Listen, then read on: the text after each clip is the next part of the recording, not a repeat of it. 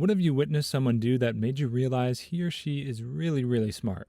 My wife's grandfather, he's a retired electrical engineer with a dozen patents to his name, and a long list of recognitions I can't be bothered to remember or name. I always knew he was brilliant, but never realized just how, until one day last year we were visiting, and he got a phone call. Keep in mind he's been retired for 20 years and is 86 years old.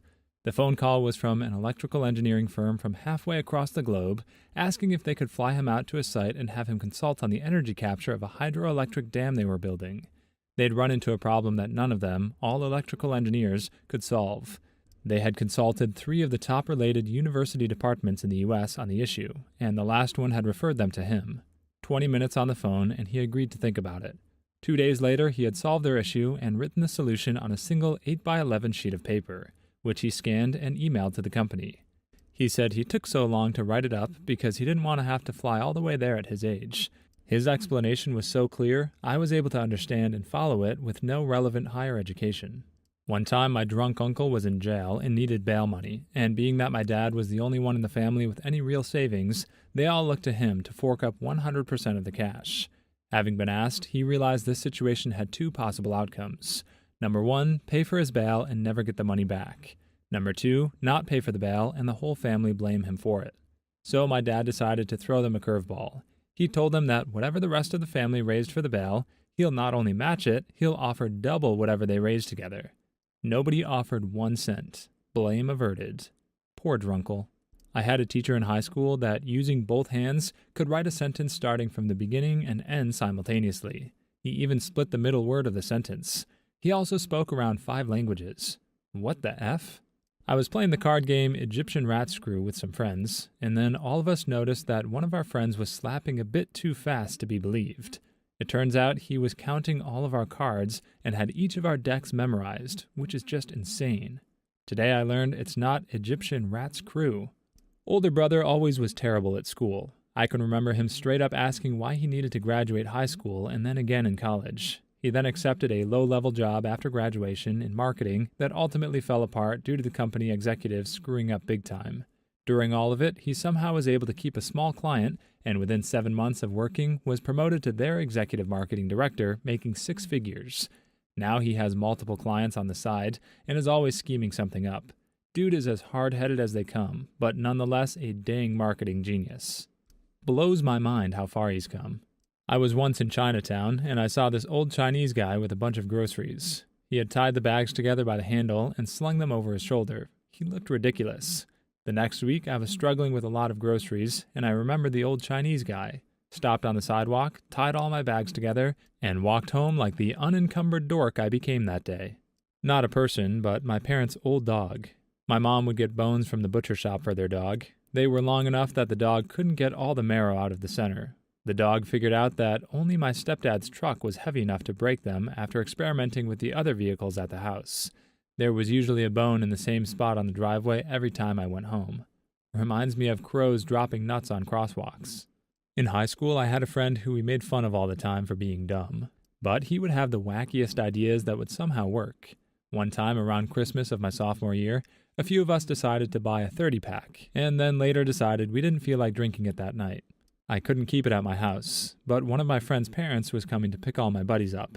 Nobody knew how they were going to get the 30 out of my house and to one of their houses. Then my friend came up with the genius idea. He went upstairs in my house and wrapped the 30 in wrapping paper. He then proceeded to carry it right out to the car with our friend's mom waiting and say it was a gift for his girlfriend who he was going to be seeing later that night. I realized that not being great at school doesn't mean someone isn't ingenious. I knew 2 guys in undergraduate who would play mental chess. As they'd passed in the hall, one guy would say, "Knight to Queen 3," or whatever. The other guy would roll back his eyes for a second, and then nod to acknowledge the move. Both guys then kept walking in opposite directions. Later that day, when they passed again, the second guy would declare his counter move. A game could last days, and they never forgot where any of the pieces were. Each had a mental image of the board. Sure, they might have been faking, but these guys were always first and second on the dean's honor list. For all 4 years of my undergraduate.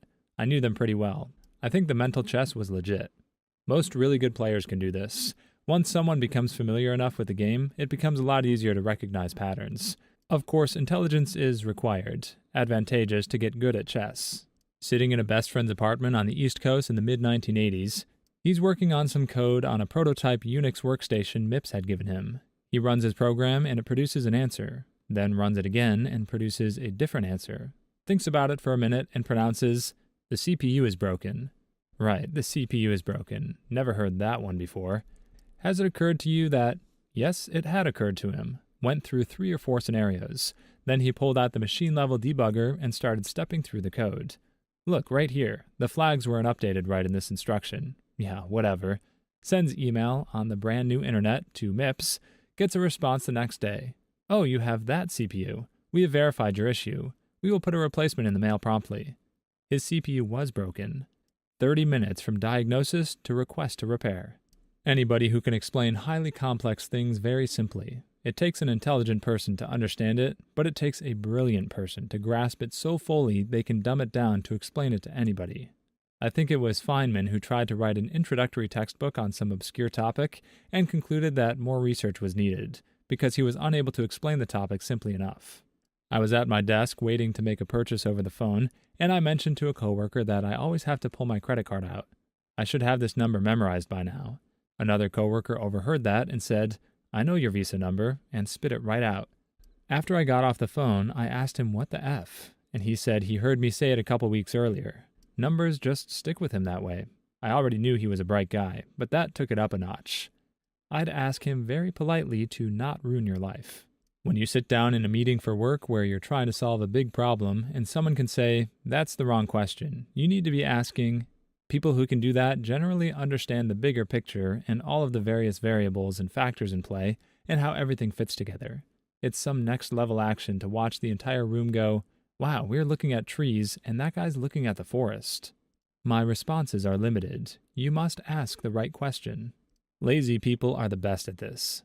I witnessed a kindergartner who couldn't draw straight lines, keep his pencil still, and drag the paper around to draw a triangle. You'll never be as lazy as the person who named the fireplace. A kid in 2nd grade already knew algebra.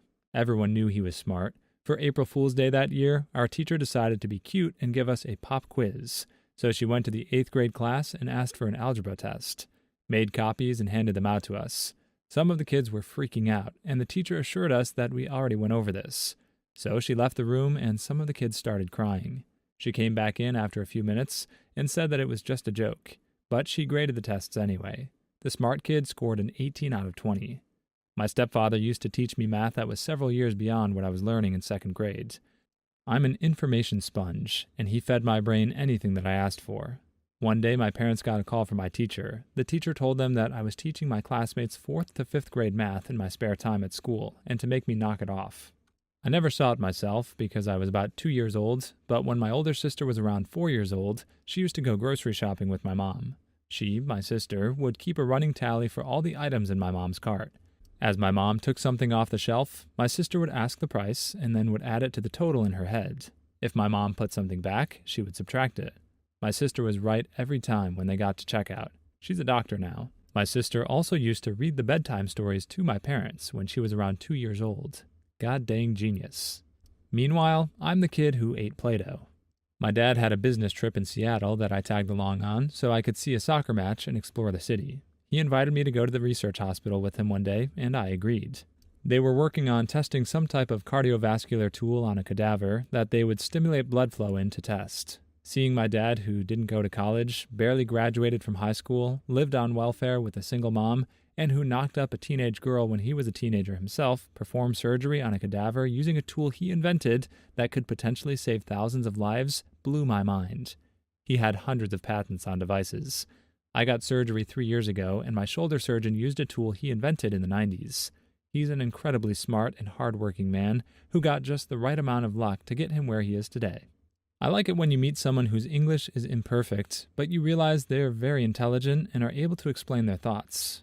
I remember once meeting a Japanese archaeologist who wasn't the best English speaker, but when he explained his research to me, it was absolutely fascinating.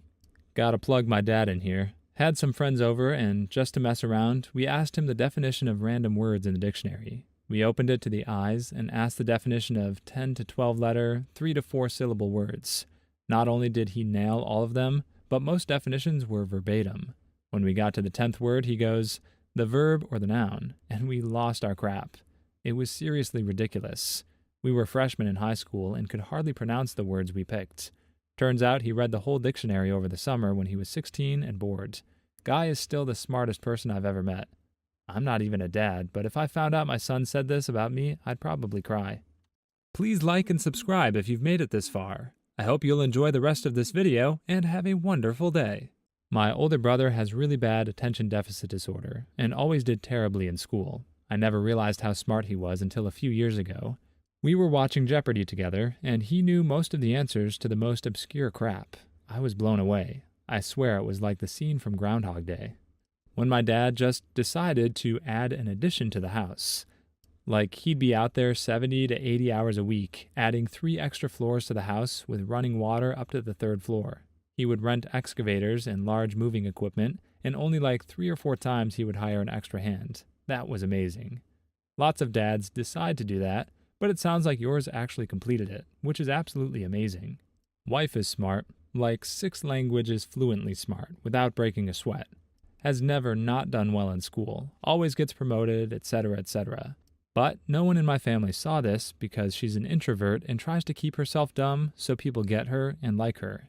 My family and I are smart. She's next level up. So after we got engaged, family had get-together, as in cousins, friends, lots of people. As usual, we played some group games. She was reluctant, but I pulled her aside and asked her to try and fit in. She obliged, but was annoyed with me. Started with Pictionary. She schooled the room. Moved to a bunch of card games with a single deck. Counted cards, knew everyone's decks, etc. Quiz board game. Knew all the answers. Over and over again, she was dominant to the point of silencing my family. It was unnerving, even for me. A few weeks later, when we visited her family, we don't play games with soon-to-be Mrs. Frogtish. She plays to decimate the competition. Found out my little brother, age 12, has a legit photographic memory. He's a big Lord of the Rings fan and knows an abnormal amount about the series. Whenever he answers questions about it, he looks up and squints a bit. I ask him about it, and it turns out that he is actually reading from the book in his head. He can even jump to random page numbers. He also knows a ridiculous amount of world history. I go to him when I need help with that. Sadly, he's adopted, and we don't share the same genes. I'd like to be friends with your little brother. I'd take him to parties with me just for the Lord of the Rings trivia, so I don't have to pull out the complete guide to Middle-earth. Just kidding, I don't get invited to parties. Put hardly any time into studying, and do better on an exam than me after I spent days studying. For those of you who are like this and didn't develop any study habits, I was in the same boat. I didn't have to study all through high school, but once I got to college, it bit me in the butt. Here's probably my favorite study tactic that got me out of that rut. You ever had a test where professors will let you bring an 8x11 sheet or even a note card with anything you want to put on it, formulas, etc.? Well, I found that even if I didn't study anything else, just taking the time to fill one of these out was very useful. Realistically, you'll use about 5 to 10% of what's on the sheet during the test, but filling it out will make you navigate through your notes and/or class material and make you really think about what's important to be there due to the limited space. While doing this, you're subconsciously learning the material. So even if it's an open book or closed notes test, it's always useful to do something like this, or at least it was for me. I was that kid, but I wish I wasn't. By the time I got to university, I had no idea how to properly study, and my grades took a huge hit and never really recovered. Growing up, your dad is always that nut. At least mine was. Always thought of him as a joker who liked to invent stuff around the house. Long story short, when I was around 12, he made a basic hydrogen engine. He was on track to making it practical for his van and was so stoked, claiming he would get up to 4 to 5 more miles to the gallon. He was able to make a small hydrogen cell and a housing for it and set it in his van. It was so complicated I can't even explain it properly.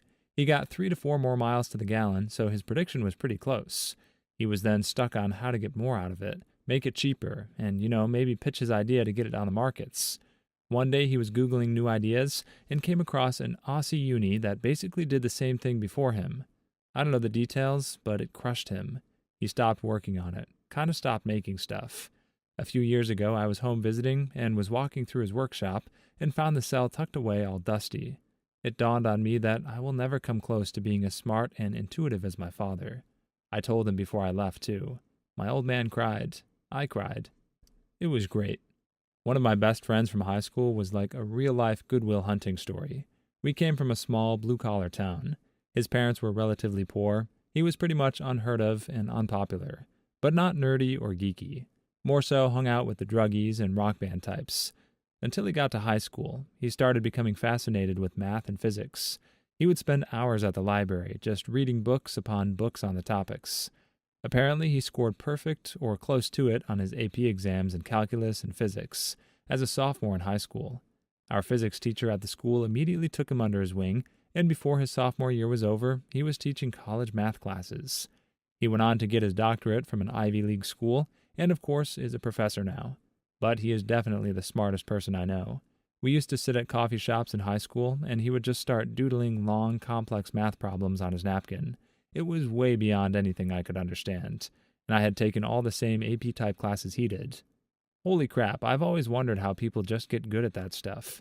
It's like they have a giant vault only for that.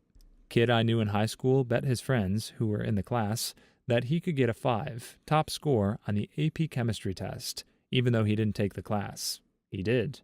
Someone who doesn't engage with overdramatic, argumentative people. How's the saying go? An idiot will bring you down to their level and win. Smart people just avoid it and know how and when to keep their mouth closed. Lawyer arguing in front of the Supreme Court. He cites something in a law book, stating it can be found on page 84, and one of the justices motions to a clerk to get the book. The justice receives the book and tells the lawyer that no such thing is found on page 84. The lawyer responds, "Perhaps your Honor's edition is incorrectly paginated." It was. My dad's friend Mitch. I've only met him a few times, but when I saw him a few months ago at my parents' anniversary party, he remembered my birthday. I thought it was just weird, until he pointed around the room and told me everyone else's birthday too. It was surreal. My younger brother unfortunately has severe ADHD and other mental disorders. He was kicked out of a couple of schools and has extreme social anxiety. He gets really annoying and argumentative, but dang, have I seen that boy observe something for a few minutes, be it a sport, a dance move, an equation, something tech-related, an instrument, and execute to near perfection after maybe 3 tries. He sat down with my girlfriend to study algebra while he was in school and understood the whole chapter in a few minutes. He just needed someone to motivate him. Use their native language in fun and original ways, like making conversations very colorful, fun adjectives, nice metaphors, etc. Please leave your stories in the comments. I'd love to make a video of them in the future. Also, don't forget to like and subscribe.